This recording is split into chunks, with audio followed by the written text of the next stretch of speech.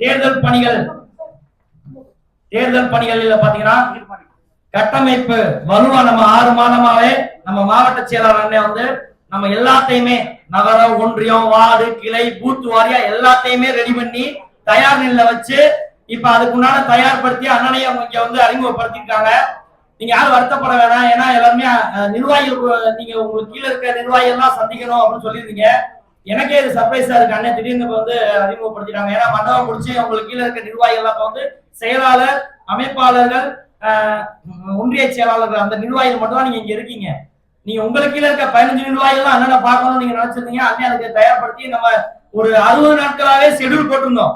எப்படி எலெக்ஷன் வேலை பார்க்க போறோம், தேர்தல் பணிகள் எப்படி பண்ண போறோம், பூத் வேலைகள்லாம் எப்படி முடிச்சு வச்சிருக்கோம், எல்லாத்தையுமே கட்டமைச்சு வச்சு நம்ம தயார் நிலை இருந்திருக்கோம். நம்ம செய்ய வேண்டிய ஒண்ணுதான், அண்ணா வேட்பாளர் வந்துட்டாங்க, நம்ம போட்டுக்கு 60 நாள் நம்ம கஷ்டப்பட்டு ராப்பகலா உழைச்சிருக்கோம் பாத்தீங்களா, அந்த ஷெட்யூல் படி நம்ம பண்ணாலே இங்க அதாவது திண்டுக்கலுக்கு பாத்தீங்கன்னா வராத வேட்பாளர் திமுக இருந்து வராத வேட்பாளர் இங்க உள்ள வந்திருக்காரு. காரணம் நம்ம திண்டுக்கல் வலு கட்டமைப்பு கரெக்டா இருக்கு. தாவேக்கா வலு கோட்டையா மாற போகுதுன்ற ஒரு அச்சத்திலையும் பயத்திலையும் தான் அவங்க திமுக இருக்க வேட்பாளர் இங்க வந்து அண்ணனுக்கு எதிராக கொடுத்துருக்காங்க. யாருன்னே தெரியாம இருந்துச்சு, இப்ப தெரிஞ்சிருச்சு. அண்ணன் நம்ம எல்லாம் டேக் ஓவர் எடுத்துருக்கோம்.